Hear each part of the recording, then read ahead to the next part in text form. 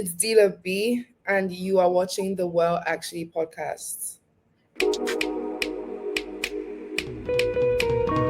Hello, everyone, and welcome to the Well Actually podcast. I'm your host, Toju. Thank you for joining us, however, you may be joining us. Thank you for listening on Spotify, Apple Podcasts, iHeart, and thank you for watching on YouTube. Please don't forget to rate, review, subscribe, leave a 5-star rating. We're back in our Women in Afrobeats series, a series where we're going to spotlight and highlight the contributions of women in this genre and music as a whole. And we are joined by a very talented artist, uh, rapper, songwriter, Miss Deela. Welcome to the show. Hello, thank you for having me. I'm really excited for this. All right. Yeah, thank you for being here. I know we tried to coordinate for a while, and I'm glad that we're finally able to do this. 100%. Okay. So let's get into this, and like I usually try to start with everyone.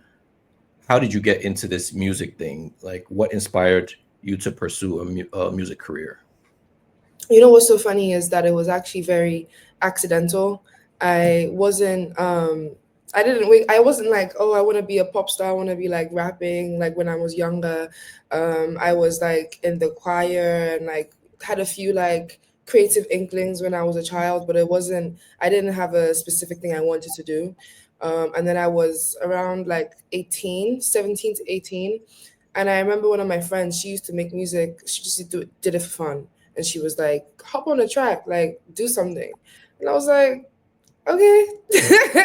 And I literally went on the track, and I just really enjoyed the whole process of making the song, like rapping on it, putting the bars together. I think it was just like I just realized it became an outlet for me. And COVID happened, so I had all my exams cancelled. I was in A levels at the time, which is like the thing you do before you go into college or university. So with so much free time on my hands, the only thing I could do was, explore this new sudden interest into recording myself and making music. So that's what I did for March till now. The rest is history. Yeah, literally. Wow. Do Yeah. you remember the name of the track that you jumped on initially? I actually don't, but I remember a few bars, but like my friend is like, the song is so bad. Like it's so bad. So like she removed it. I wish she didn't. I wish I still had it, but she put it down. And then we also made a couple songs dissing some like boys in our year because like they were always trying to get at us. So it then became like, yeah, it just became an outlet for both of us. But she doesn't even rap anymore. Oh wow. Okay. Yeah. You said you remember some of the bars? It was why can we just move on? It I'm was just like saying it's growth, right? yeah, growth. It was so like cat mat, rhyme scheming was like Dealer on the track, yeah, this hoe is back. It's a shame you bitches lack. Pretty poo bitch I'm a snack. Like, I it's like I mean, for first time around, that's not terrible. I guess. Well, I mean, everyone has stuff from somewhere, so Exactly. So okay, see. So like the accidental rapper, like it just sort of popped up out of it just nowhere. clicks. Yes. Okay. All right. So like how would you like describe your music style? Mm. I would say like it's very versatile, but one common theme is like confidence and fierceness of the lyrics because I can hop on like a dance sort of like vibe, but like the way I flow on the beat is still very much me. And I feel like no one can sort of replicate that, even with my cadence of my voice. But like, it's so funny with the music that I just put out with the EP with Genio, Girl No Dey Pay. It's like kind of like my take on Afrobeats because I made that EP basically to resonate more with like my Nigerian fans because before that it was a lot of trap, it was a lot of hip hop because that's what I grew up listening to. So obviously like that's what I'm gonna gravitate towards when I'm making the music. Okay. And I was just like, when I come back to Nigeria, like I want to play something that is like a good combination of the both and can still make people dance, but it doesn't feel like I'm changing who I am just to like, fit into, the Nigerian scene. Cause like it's like I feel like Nigerians used to make a lot of like very westernized hip hop before Afrobeats became like a very huge thing. So I just wanted to like combine the both together and do it in my way. So it's like my sound is very sporadic, but like common themes are still the same. Like I think that's the best way I can explain it. Okay. So if you had to describe a genre for yourself, or even Mm. maybe a subgenre, what would that be? I guess like Afro rap, but I just don't like how people put Afro behind things that are black. So it's like I'm stuck. I would say like I'm a rapper, and people are like, really? And I'm like, I'm not singing on these songs. So like, I don't see myself as any other thing but a rapper. Um, because when I hear tracks, the first thing I'm going to is like rap, and then maybe I'm thinking of melodies. And that's just like recently because I'm just growing as an artist. But I would say Afro rap. I try to do a little research on anybody that I interview, and Mm, you are tagged as British-Nigerian. mm. So, how did your, I guess, your upbringing or where you grew up influence like your music? So, I grew up in Nigeria and I stayed in Nigeria till I was 12. And I guess my formative years, my teenage years, I was in England because I went Okay. to school. I went to boarding school, all girls, Catholic boarding school in Oh, England at the age of 11. And before that, I was even in boarding school in Nigeria. I've been in boarding school since I was 10 or 9, something like that. So I feel like that definitely shaped who I am. I've been my own person ever since then. Very independent and very opinionated. And yeah, I've just through boarding school, I feel like that's why I'm like so um confident in who I am, and like I understand that like in this life, like to me anyways, I know there's so many people around me, like my family obviously going to support me and my friends, but it's ultimately down to me to make things that I want happen. And I think that was a big realization for me in boarding school, and I think that kind of spills into my music and my attitude. And then growing up in England, that was like a huge culture shock for me. And then also realizing that, you know, obviously in Nigeria, everyone is African, everyone is Nigerian. When I'm going to boarding school, I now realize, oh wow, like I'm black. Like people are actually being standoffish to me because like I was really tall. I'm really tall rather. And they just in, immediately think I'm like this intimidating girl. When meanwhile I'm like, yes, I'm confidence can come off as intimidating, but I'm literally like just a girl at the end of the day. Do you know what I mean? I think that also shaped me to become like very defensive and very cautious of people. But like it's like the music that I make, I think my parents kind of influenced that. My dad is very much like hip hop fan, like Jay-Z. My older brother is like 5 years older than me. He used to play a lot of Kanye West, Snoop Dogg, and like I was hanging around with him all the time because he was in the house. And then I guess when I grew up, there's this thing called Trace TV on Nigeria, which they just show music videos 24/7. So I just kind of got bored with Disney when I was 13, and I was just watching like Trace like all the time.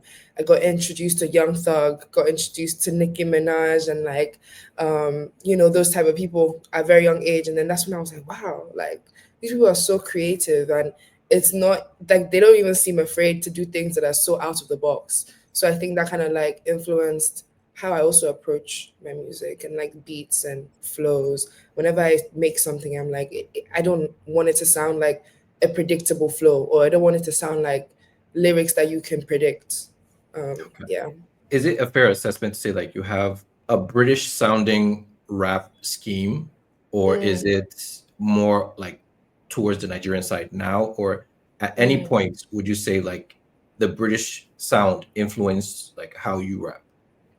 It's so funny. I don't really. I don't think British rap influenced because I feel like British like at that time in England it was like a lot of Afro swing, right? And like that was like a combination of like rap and like, yeah, I wouldn't say I have that many British influences because it wasn't until I was like 16 I got introduced to like Skepta and Stormzy and them. By then I feel like 16 I'm already like kind of like, I know myself by then. I was mostly influenced by like American rap. Okay. Young Thug to be precise, Nicki Minaj, like I said, Jay-Z, Snoop Dogg. And like even like I feel like the only British people that I remember listening to was like Amy Winehouse, you know, like R&B, that sort of thing. Um, but I would say my sound is more leaning towards like maybe earlier days, and now my British accent be popping out here and there. But like but like I think it's just like another thing of just being like very worldly. Like my parents took me to a lot of places when I was younger. So it's like sometimes I sound very Nigerian, sometimes I sound a twinge of like British, and then sometimes some words sound American. I think that's also down to like the TV we watch in Nigeria. Like, you know, we watch a lot of like Western shows, like when we were younger, Disney, Nickelodeon. So it's just like a bit of everything. Yeah, I think. Okay. So I guess the accent is what made me feel like there was that influence. And, Mm, yeah, and I think like also the Hills remix that you're on was very like Artful Dodger sounding. So that's where I kind of got that from. But thanks right. for clearing that up. What remix did you say? The Hills. Oh, The Hills. Right. Yeah. Yeah. Yeah. So like, okay, cool. Let's get into your creative process. I've interviewed a couple singers, and a lot of their creative process is on feel, on what is presented to them. So Mhm. as a rapper, how does your creative process even start? It's like a bit of everything. I don't have like a linear process, that's for sure. Sometimes I have like words that are just like swimming in my mind, and I have like a notes. Like I have so many notes. There's like loose lines. I call them loose lines. And if I feel like I'm stuck, or I want to talk about something, I write them in the notes. And then sometimes I'm with the producer, and I have like a bunch of songs that I really really like. Like last month in January, I was listening to a lot of Mariah Carey. Like the Emancipation of Mimi was on repeat for me for some reason, and this song just like that. Like I just really like the bounce in that song. So I went to the studio and I was like, "Yo, we need to like have a bounce like this. I don't want to sample this, but it needs to have." Something that is bouncy like this, like the BPM needs to be around this area. And then other times I go in the studio and I'm like, I have no clue what to write. I have no clue what to say. I have no feeling, but just take me through something, like make something in front of me right now. And that could inspire me to write about something. But I'm rapping about my everyday life or like how I feel. Um, and sometimes even like take inspiration from my friends because, like, why not? That last part that you mentioned, like taking Mm, inspiration from your friends, is there an mm. example that comes to mind with that? Like if sometimes my friends we all have some crazy things to say to each other, so like they could tell me a story about, I don't know, something that's happened. Oh, I gotta write about that. Like that's very interesting. Life imitates art. Even if it's not mine, I can tap some inspo from it. So what would you say is your favorite part of the creative process? Oh, I would say like just getting the flows. I love a flow. I love changing my flows throughout the song. I feel like now that I've been developing as an artist, I've been like, okay, I need to relax a little bit. Let people like enjoy the 15 seconds or 10 seconds of what I'm saying. I don't need to change every like 4 bars. But like I find flows so interesting. And it's very important to like study the greats, whether that's interviews or like listening to very old music, which I've been doing. So it's just like I feel like flows are just so interesting. And getting on the mic when I don't have anything to say, you could always sometimes birth like the best things because like you don't think too much about it. Like just get on the mic, and if you say nothing, fair. But if you say something, it could also be the start of something really great. Do you have a least favorite part of it?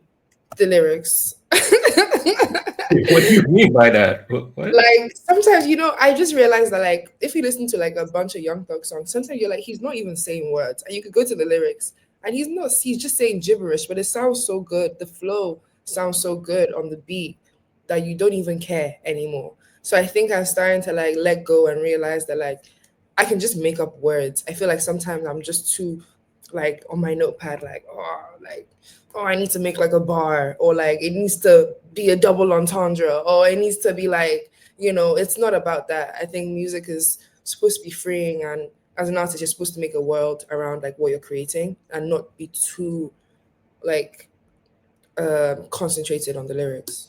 Gotcha. I've had some experience like with your Good Girl No Dey Pay. EP, and it seems like it's almost like a you did a lot of collaboration with Genio. Yes. So how did that link up come about? Right. Um, he just reached out to me. Like he just reached out to me. We already had mutual friends. I've seen him about. We followed each other on Instagram, but there wasn't any like interaction between us. And I was so shocked when he reached out to me on Instagram. Was like, I really like love your stuff. When you touch back in London, in Lagos rather, we should get in the studio. I want us to do an EP. Oh, And one thing about me, I was still in London at the time. I had just gotten a job, worst decision of my life. Um, and I was like, cool. So I got back to Lagos and we locked in. First studio session, we made Patience Ozokwor. And I was like, wow, okay, I need to come back and do more. So we locked in for the first, from December all through January before I had to go back for my job, just writing songs. We wrote about 3 songs, and then the rest we did in Easter. So it was just like we just so happened to click when we went to the studio together, and he's my G. Like we're locked in now. him aside, like because it seemed like you guys just had like extreme chemistry on the creative side. What is Mm. it that makes you decide, or what is it that goes into who you decide to collaborate with? Mm. One, they have to have a good track record. They definitely have to have a good track record. And Genio is like a beast, or like as a producer, like we know his credits. He's produced for like Santi, Odunsi, Bodge, and like they have some very fire songs together. And I also was trying to. It's also down to like what I'm trying to create. So by listening to the sort of records that these producers make, I'm like, okay, is this something I can direct? Or is this too far fetched from like who I am? I don't really believe in that, but sometimes you just actually have to think about it because yeah, you just sometimes have to think about it. But I've never actually said no to a session before because I'm like, let me see how I work with this producer. You never know because I also have thoughts on the sort of track the records I want to make. It's not always down to the producer. I'm also in the room guiding them, like, no, I don't like that, or I have an idea. Um, so it's just also understanding, can they make good records? And if they can, most likely I will schedule that session. But if there's no good track record, or like you send me like some ideas and it just sounds very like loopy.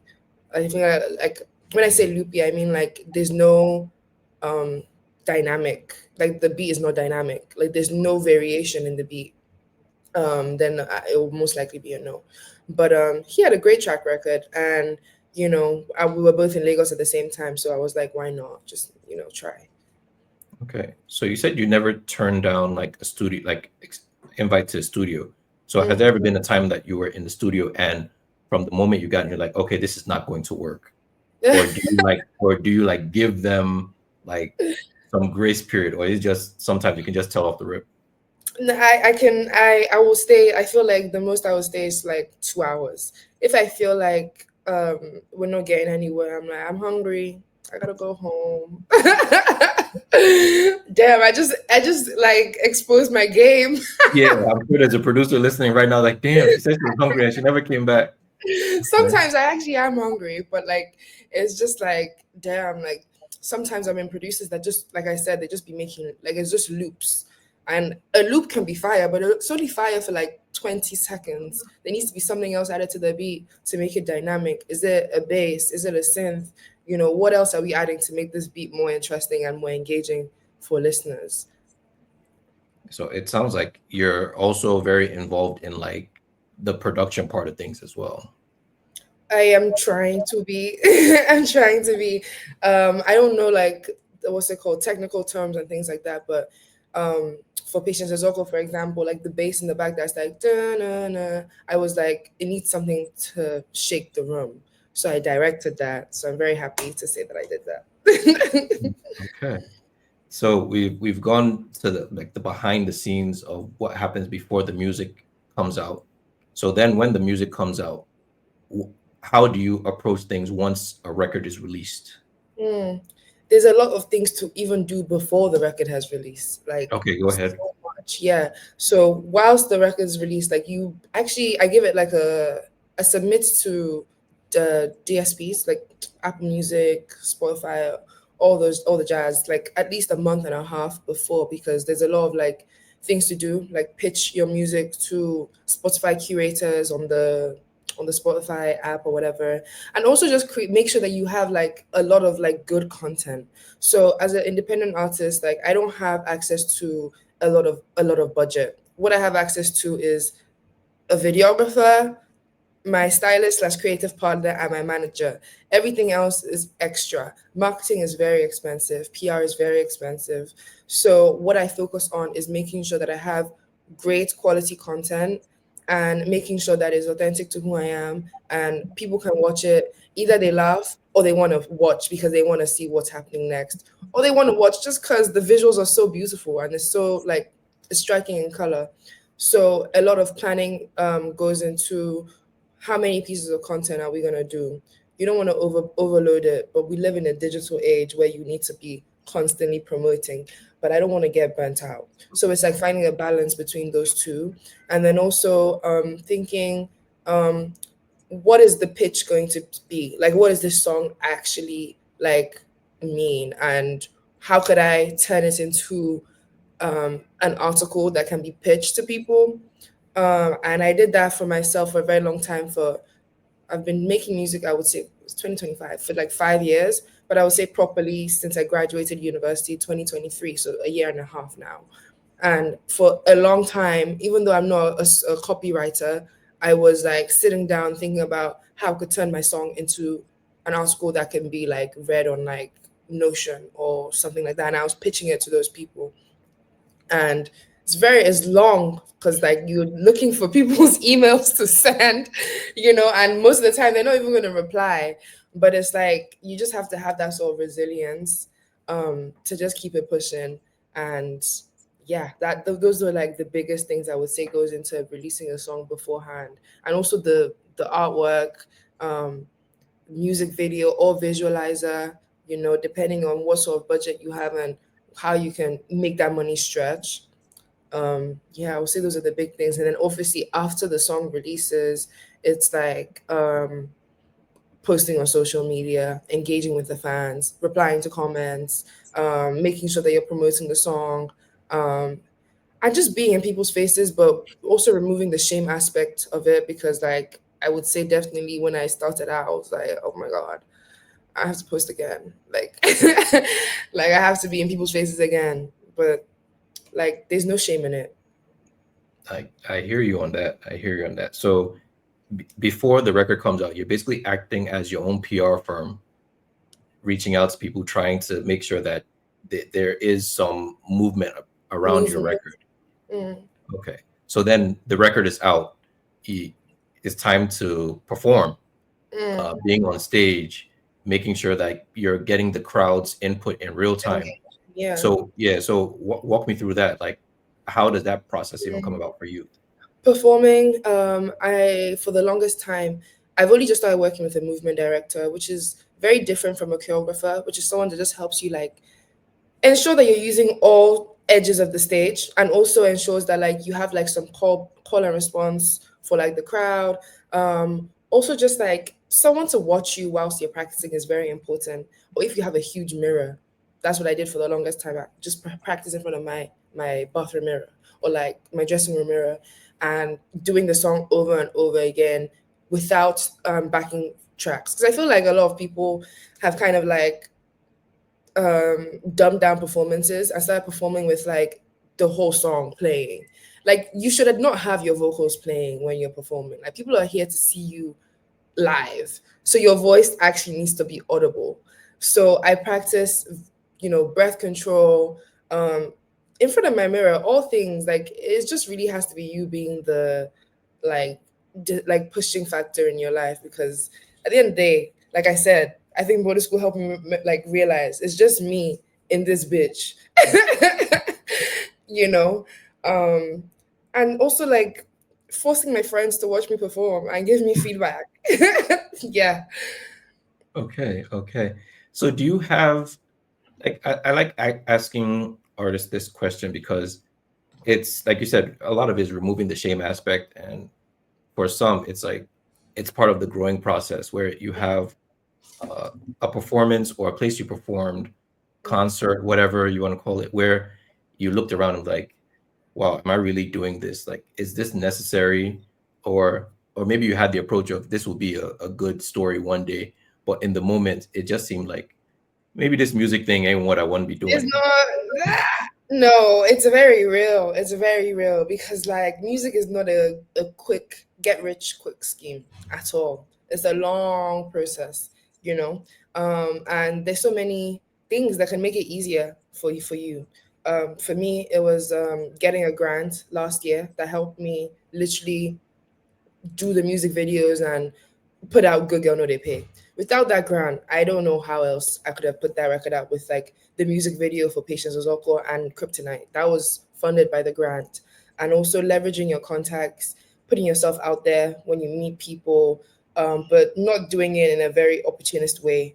Be very authentic and let it flow. You know, if you see a person that you really want to work with, I'm not saying like prey on them and befriend them, but like there's ways that you could go about it that's like, oh, they're always seeing you outside and you're always saying hello. Now you guys are mutuals. Now you guys are having a coffee. Now you're telling them about your plans. Now they just so happen to be helping you do a music video. Do you get what I mean? Gotcha. Um, yeah. All right. So are there any of those performances that stick out that you, I don't want to say embarrass you, but there's like, man, that was a rough one. Yeah, I think it's I used to think that a lot and I still do, but I'm trying to remove the thought behind that because most of the time it's not even me. I'm like it's because the crowd is not engaging with me as I like them to. But like I think the one thing my movement director told me was like it doesn't matter. Like you've got paid, you've got as long as you know you've done your best. As long as you know you've done your best work, then you should not leave the stage like with shame that people didn't interact because like Nigeria is a very tough crowd. Like is a very tough crowd. Like honey, if you're performing in a festival, most likely they're there to see the big headliners, you know. So when the small people like me are coming out and warming them up, they can just be looking at you like, who this became? Who's this girl? Like who sent her here? But you really have to like see past that because like everybody has been there at some point. Even Burner Boy, they used to frown at Burner Boy when he was coming up, and now he's like huge. It doesn't. I think you have to just remove that aspect of what are people feeling and just focus on like you yourself as an artist. Did you put your best? If you didn't, fair enough, you can go and tweak that for your next one. But if you feel you did, that's all that matters. I mean, like you said, humble beginnings. Like Humble. you're it's a starting point. Like you know that this is not where you're going to be later on. So I get that. I get that. So right now we're going to take a quick break here and give the audience Lovely. a a snippet or like to give them an idea to understand what Deela is all about. So we're going to play for them Patience Sissoko and then we'll be right back. Enjoy it. What the fuck, Deela? Genio, where you at, my nigga? It's Deela, bitch. Like, put me on wall, like, let me see.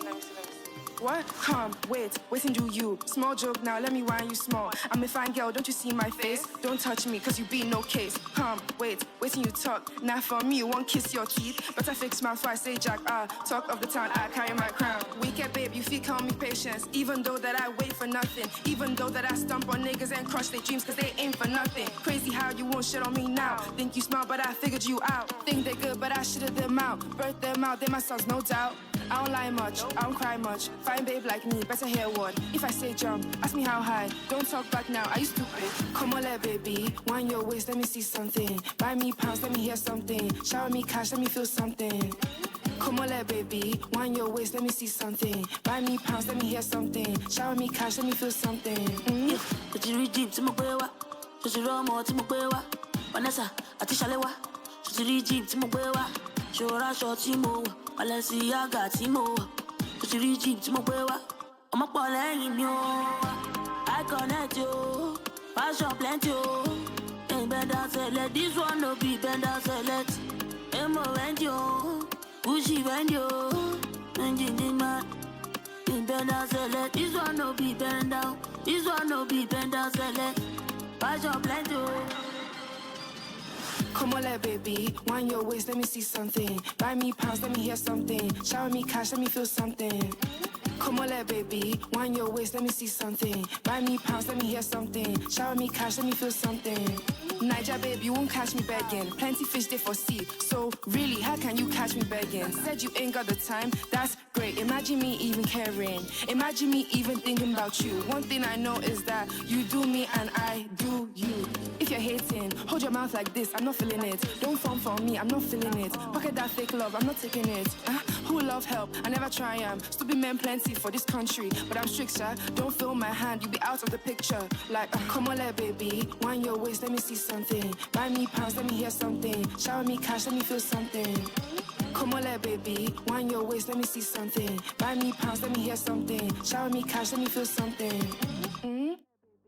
And we're back here at the Well Actually podcast, our Women in Afrobeat series with Miss Deela. And that was Patience Ozokwor off of her Good Girl No Dey Pay EP. So, yeah. So take us through Patience Ozokwor, because the whole vibe of just the title, the song, the concept, the video. Take us through all of that. Right. Okay. So let's start with the title. Okay. So Patience Ozokwor is actually a real person. She is an actress she's known to play very wicked characters in Nollywood. Right. And it was just so funny because this now goes into like the vibe of like the studio session and everything. Genio was like, what am I feeling like? And I was like, I don't know. They call him the king of the bounce. So I was like, I need to do something bouncy with you, but I don't want it to be too far fetched that it sounds like I'm hopping onto your wave. Like it still needs to have some trap elements and some rappy elements on it. And then that's how we got onto the beat that somehow ended up sounding very nostalgic, old school Afrobeats, because old school Afrobeat was very like dynamic. That's like the word I can use because there was just like so many things happening in the beat, but it would just make sense, you know. I'm thinking like weird MC and like Ijoya and things like that. Like if you listen to the beat, it's just a lot's happening, but it just sounds so well executed. And it just so happened that that wasn't even our intention for the studio. It just so happened that the song ended up sounding like that. And when I was writing the lyrics, I was literally like laughing throughout the whole throughout the whole session because first of all, I don't speak pidgin. So I was like, where did that come from? Like, I don't even know where that came from. The pidgin I know is like things like obviously I can code switch when I'm outside. So it's not like it's like my everyday speech. So I don't know. It was just like, I don't know, pidgin is just the best way to enter the song. And I said, wicked girl, if you call me Patience. And I was like, wait, Genio, there's this woman in Nollywood.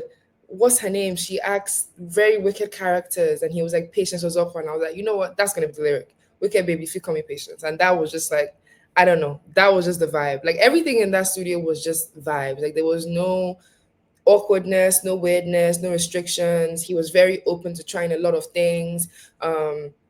And he was very receptive to whenever I was like, I don't really think that works. And yeah, that's how we got to the song. And the collaboration was purely just God's grace. Genio has worked with Teni on a couple of songs together. I think they're quite locked in, they're friends. I think just after we had a session, it wasn't this the one we made Patience, but we just had a session. I had left his. He told me that Teni had pulled up on him, and he was just playing songs that like he'd made with artists and songs he really liked.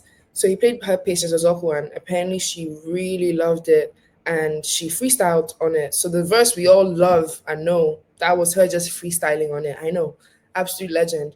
And Genia forgot to tell me about her going on the song. Yeah, I was getting ready to release it. I was getting ready to do the music video on a Friday. He told me on a Monday that same week, and I was like, Junior, are you okay? Like, what do you mean? He sent me the song. I was like, there's no way in hell I'm not going to try and push to get this, this version of the song out. So I DM'd her on Instagram and I was like, yo, I'm shooting the video on Friday.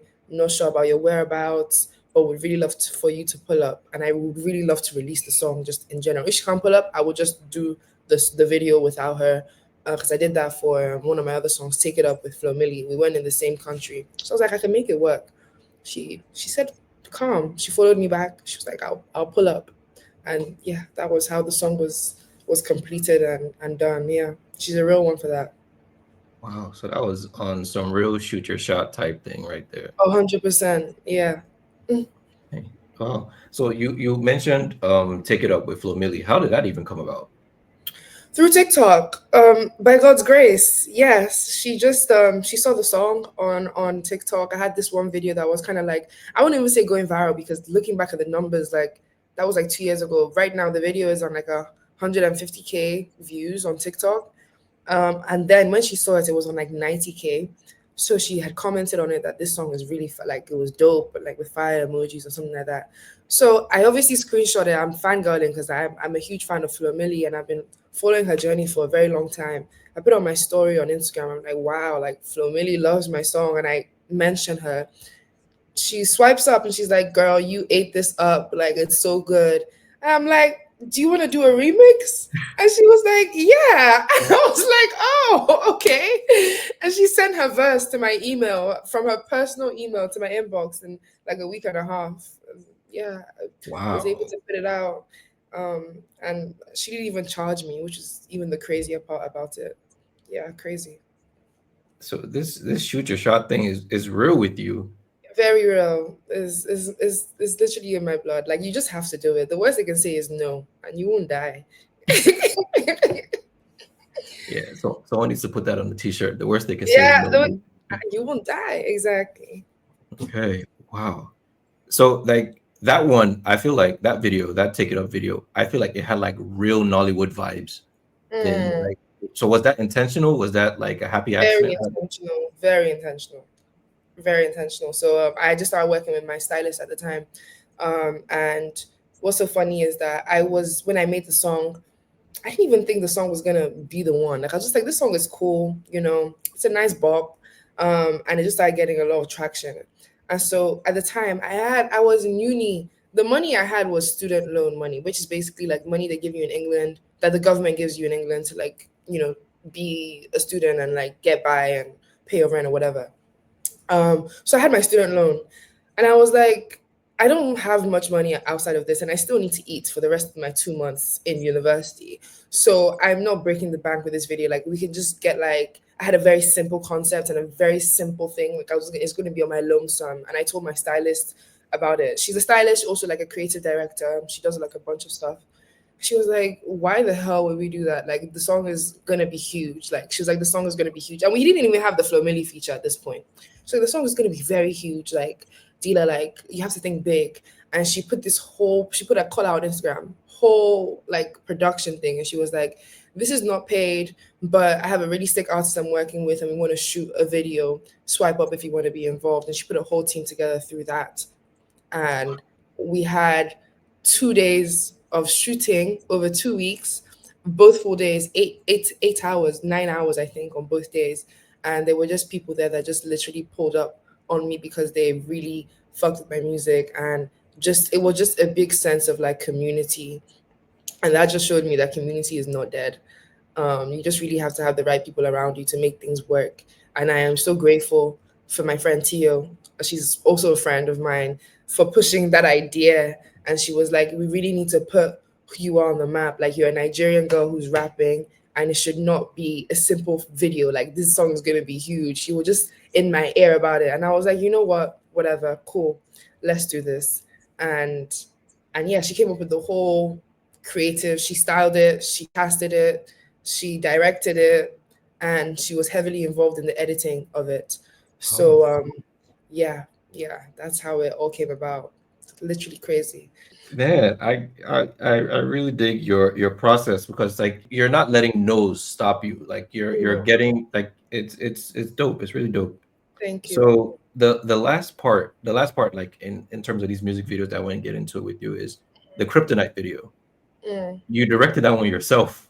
yes. So was that because of circumstances? Was that No, you I trying actually to prove your I want to see muscle? the I wanted to take the wheel. I actually wanted to Okay. do something for myself. I'm not, she doesn't just do everything by herself. We definitely bounce ideas off each other. If I like something, I like something. If I don't, we like find, common ground between us. But I would say she's even more of my creative partner because in anything that I'm doing creative, even when I have ideas, I'm like, yo, what do you think about this? And like, how can we elevate this if it's not already elevated to the fullest extent? And she's like, no, I think this is great. And then we kind of like co-produce it, find people that can help us execute the idea even better. But for Kryptonite, I was like, I just really love the song. And I love how it just sounds very clubby, but very sultry. And I already had an idea of like what I wanted the visuals to look like. So I did the mood board, I Pinterested it, everything. And I was like, this is what I wanted to look like. And she was like, this encapsulates the song perfectly. So she was like, yeah, like you have the front seat. So I directed it and yeah, and also put the whole like scenes together, which is also really fun. I commend directors for their work because it's not easy. Having all that in mind, Mm, and you being an independent artist, mm, what like do you feel like there are certain things that you would have had access to on a label, but then mm. would have had to give up in terms of creative control? See, that's now another thing because I feel like in a label, they definitely will probably be having control over who you're working with, like your creative. Because a label is like you're signing your masters to them, so they have to make sure that those songs are popping off because they've literally put so much money into you. But because I'm independent, I can still find myself through my music, and I can still experiment with so many different things. So I was like with Kryptonite, I kind of want to show them that I'm like in an alternative universe, and that's what I had like the beaded eyebrows and like the very crazy makeup because I wanted it to be something different to what I had done before. So I would say that's the main difference. But of course, like being with a label, like you have access to like the best directors and the best creative directors. But if it's not really you, then I guess like, is it really worth it? I feel you. So are there any other uh I don't want to even call it limitations per se, but like struggles that you found as an independent artist? 100%. Like promo, marketing is a huge thing. People can splurge 5K just for TikTok alone. You know, Damn. people can like this like songs don't just blow up by themselves. There's like a whole marketing strategy team to make sure that like it's reaching the right ears. So that's why I focus mostly on making sure that my content is great because great content will always be shared and will always resonate with the people that your target audience is. The problem with that is that you need to put money behind that so that it reaches wider audiences, but I actually have never spent a dime on ads or marketing. And it's just every time I post, I'm like, in Jesus' mighty name, post. And I'm just grateful that the music has done a huge amount of the talking and it's done the heavy lifting. But I am now ready to receive a lot of budget. So please. Yeah, I hear that. I hear that. Like I said, with this Women in Afrobeat series, we're not just highlighting the stories and the creative processes of women in the space, but we also want to shed light on some of the challenges and even some of the hurdles that women have to face specifically that others don't necessarily have to face. So I wanted to ask you, in your experience as an artist, like what are some of the challenges that you have faced strictly because you're a woman in this industry? Mm. I feel like visibility is one, and also like even when you look at like nominations, you're like, wow, so no women make music in this category, like, and there's like 7 men nominated here, like no woman. You didn't notice one singular woman who was doing their thing in this genre. I think that's still crazy to me. Even like for example, in the headies, like I wouldn't say that I was snubbed because I still have a long ways to go, but I would say like with what I had, like I definitely made some impact.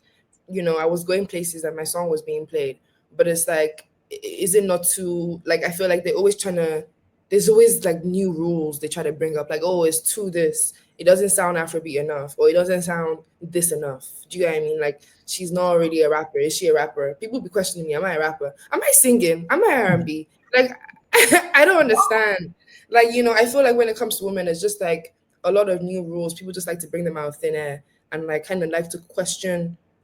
There's nothing bad with questions, but it's like, do your research, do your findings before you come and open your mouth and be saying things that you don't even know, you know? Um, yeah, that's what I feel.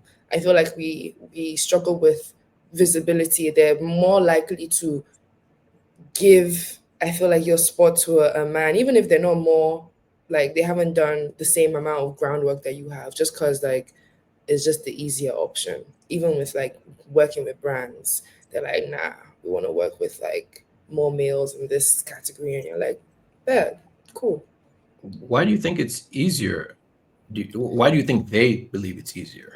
I don't know. I just feel like they think it is. I don't have a real opinion on that, but that's what I think. I can't explain that, but I feel like even with the, for example, like the underground scene in the UK, they would be like I even saw this meme, like, an iceberg has like a lot of stuff at the bottom of it and you can only see the tip of the iceberg. So it was like, this is the iceberg of underground rappers in the UK. I looked through the list. I didn't see a singular female underground rapper, and the iceberg was big all the way to the bottom. I was like, where are the females, the women in here? Actually, where are the women in here? Like, even I would categorize myself as UK underground because I'm still British-Nigerian and my music is not mainstream, so I should be on that. But I was not there. Someone has making music. I've making music for 5 years. I can even, like, it's like people just choose to not to, or they don't. They just don't want to. I don't know. I don't know which one it is. Wow. Visibility, obviously, like anyone with eyes would be able to agree with that. Like whenever they're doing, like, even from the underground stuff that you mentioned to artist of the year, more Mm, often than not, it's going to be a bunch of men that are mm, nominated. yeah. And like I said, anyone with eyes would be able to like recognize that there are a lot of women in Afrobeats that are like pushing the genre forward. So them not being included is a bit dishonest. Yeah. Just that, and that's me being polite there. So are there any other like aspects that you've maybe not whether if you've experienced them or you've witnessed them or you've observed them, where just like as a woman, this is something that is singular to us, where, or not even necessarily singular, but it's definitely more pronounced when it comes to a struggle that women face in the business. I feel like the first thing that came to mind is like mansplaining things. Like, people just assume that, like, I just got here and I don't know how some things work. It's like, yo, it's like it's just, it doesn't even. I can't even get mad because it's like I don't even want it to affect my energy. So it's just like, look at that. I'm like, okay, cool. I already knew all this shit you were telling me anyways. Like, it's just crazy that you just assumed that I didn't know, you know? Oh man! So first you're invisible, and then when they see you, you're infantilized. That right? And I pick a struggle. Oh Like, man! That okay. I see. So like mea culpa here. Like a lot of our conversations that we've had on this podcast with regards to Afrobeats have been very male dominant. mm, So even the existence of this series is a bit of a course correction, and it's like me putting up my hand and saying my bad. Like it's also that- like right. yeah. So it's like yeah. So everything you're saying, like even though I'm trying to be part of the solution, I recognize my place as like a little bit as part of the problem there, but I understand what you're saying. How do you feel about the representation of women in Afrobeats today? Like, do you think that progress is being made? I feel like, first off, like, why do we have so many like women like twerking in the back? Like, still. That's just me though. That's just me though. That's Okay. just me. Okay. I feel like that definitely plays into like how the artist also portrays the woman. Like, it doesn't even have any. Sometimes in the song they could be dissing the woman. Like, I don't really, I don't like women that da da da da, and then they'll still have like 10 women in the back shaking their bum bum. I'm like, it doesn't even like connect. Like it doesn't. I don't know. I don't understand the connection. And that definitely like has a impact on like the listeners, because like what you see and what you hear definitely impacts like or what you think about women, or like what you think about what it is that they're rapping about. I think that definitely has an impact. That's the first thing that came to my mind. It's funny. Like I was thinking more like in terms of the women in Afrobeats. In So Afrobeats, yeah, yeah, right. but no, but that's also good because if that's the first thing that came to your mind, absolutely. Like again, that's something that a woman would notice, and for me, it's just like, oh, I guess that's just the music video. So Right. But like I mean, I think we've definitely come a better way, or rather we've come, how's the better way to say? You know what I'm trying to say. Like, go I ahead. mean, we have like pop stars like Arya Star and Tyler and like Life Size Teddy, like even Bloody Civilian, like the list goes on. And I feel like we're definitely putting labels are putting more money and taking more of a risk, quote unquote, in pushing these artists. Like Bloody Civilian was on one of the biggest songs in Nigeria, like Blood on the Dance Floor. I think that's what's called, Blood on the Dance Floor. Yeah, and Yeah. even like Arya Star, Stability, and like yeah. Even Code AF, I just like recently got into her stuff. Like I love the fusion she's doing, like with the like Caribbean and also like Nigerian influence, meshing those two together, which I think is just so cool. So yeah, I think that like we've definitely come a long way. And now it's just about making sure that we just keep taking the risk and pushing these artists like they do the same with these other men who actually maybe make the same type of music. Now we're going to get into our rapid fire questions. This is just bam bam. The first thing that comes to mind, just so that the audience can get a better understanding of who you are as a person and Yeah, as an artist. So are you ready? yeah, let's go. Okay. So the first one is, what's a musical instrument you wish you could play? Violin. I wish I could play the violin again. I used to play when I was younger, but I kind of quit. Really? Okay. Yeah. All right. What is your superpower as an artist? Ooh, I would say versatility and also great ear for beat selection. Okay. Okay. What's the first thing you do after performing? Take water, have water, and just That's the like popular answer. Yeah. Okay. One fun fact about you that people don't know. I don't know. I guess this is just a fact. Like I'm a Pisces. My birthday's in 2 weeks, which I'm excited about. And I've been playing tennis since I was 7. So yeah, fun fact. Oh, really? Mm, Okay. Righty or lefty? right. Okay. All right. So no Rafa Nadal. All right. Yeah. Gotcha. Uh, who's the most played artist on your playlist? Um, on my playlist, my most played last year was Sa Baby. Okay. Okay. Interesting. If you weren't making music, what would you be doing? Ooh, maybe acting. Oh, so it'd still be an entertainment. Yeah, definitely still entertainment. Okay. Worst job you've had outside of music? The job I just had. Oh my god. Yeah, I actually got fired. I was gonna say I quit. I got fired last March. Like it's almost be a year. They just didn't like that I was outspoken, and I guess it worked out for the best. That was the best day of my life. I was so happy when I got fired. What was your role there? I was a program director. I basically was in charge of making sure like these programs were running smoothly every single day in about 40 schools. Oh, And so yeah, it was quite intense, but it would have been fine if they like just respected work-life balance, but like they just made it seem like work was my whole life and I just wasn't standing for that. So, friction. Yeah. okay. Favorite Afrobeat song of all time? Oh my gosh. Oh my gosh. That's hard. um, oh my gosh. I have so many to pick from. Like Who Born the Maga by Wande Cole, I would say. I just love the beat, everything about it. Yeah. Okay.